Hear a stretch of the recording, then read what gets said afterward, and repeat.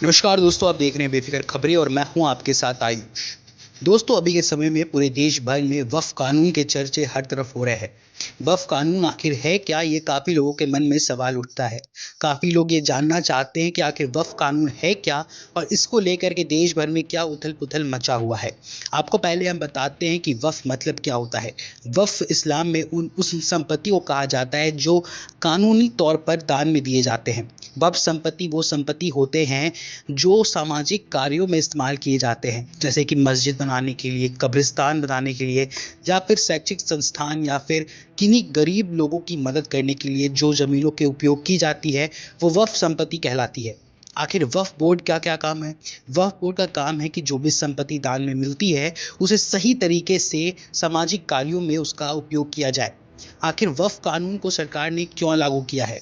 वक्फ कानून को सरकार लागू करने का जो मुख्य उद्देश्य था, वो था वक्फ बोर्ड में जो संपत्तियां हैं उनका सही तरीके से देखभाल करना, उनकी सही तरीके से उन्हें उपयोग में लाना। वक्फ कानून देश भर में 7 अप्रैल को राष्ट्रपति द्रौपदी मुर्मू के आदेश के बाद लागू कर दिया गया। लेकिन वक्फ कानून के लागू होते ही देश भर में विद्रोह प्रदर्शन शुरू हो गए।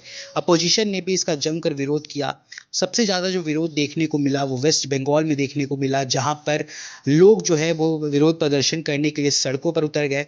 बीते शनिवार को जुम्मे की नमाज के बाद लोग जो है वो लगातार भारी मात्रा में सड़कों पर उतरकर विरोध प्रदर्शन करते नजर आए। विरोध इतना हिंसक हो गया कि लोगों ने पुलिस की गाड़ी समेत एक एम्बुलेंस को भी जला डाली।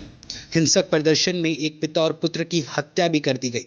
बंगाल में ममता बनर्जी ने आश्वासन दिया था कि वक्फ कानून लागू नहीं होगा, लेकिन लोगों का मानना है कि वक्फ कानून से उनकी निजी संपत्तियों पर भी असर पड़ सकता है। लोगों का कहना है कि वक्फ कानून जैसे नियमों को हटाना चाहिए और इसे पूरी तरह से वक्फ बोर्ड को सौंप देना चाहिए। आपको बताएं कि इस समय वक्फ बोर्ड के पास लगभग 9 लाख एकड़ ज़मीन है, जिसकी कुल कीमत अभी के समय में 1,20,000 करोड़ रुपए बताई जा रही है। ममता बनर्जी ने ट्वीट करके लोगों को आश्वासन दिया था कि जो भी चीज़ें हो रही हैं उन्हें रोक दिया जाए, क्योंकि वक्फ कानून जो है वो कोलकाता और वेस्ट बंगाल में लागू नहीं होगा। लेकिन लोग अभी भी मानने को तैयार नहीं हैं। आपको बताएं कि बीजेपी नेता शुभेंदु अधिकारी ने सुप्रीम कोर्ट में एक याचिका दायर की थी। सुप्रीम कोर्ट ने याचिका के ऊपर सुनवाई करते हुए आदेश दिया है कि मुर्शिदाबाद इलाके में भारी मात्रा में फोर्स बल तैनात किए जाए। साथ ही साथ अगले 4 दिनों तक वहाँ इंटरनेट सेवा भी बंद रहेगी। साथ ही साथ वहाँ कर्फ्यू भी लगी रहेगी। आपको बताएं कि मुर्शिदाबाद में लोगों में विद्रोह प्रदर्शन इतना बढ़ गया कि पुलिस के ऊपर भी पथराव किया गया। साथ ही साथ रेलवे स्टेशन पर भी पथराव किया गया, जिससे कि काफ़ी लोग घायल हो गए। अभी तक 115 लोगों को गिरफ्तार किया जा चुका है। मुर्शिदाबाद ही नहीं, देश के अलग अलग कोनों में इसको लेकर के विद्रोह प्रदर्शन काफ़ी तेज हो चुके हैं।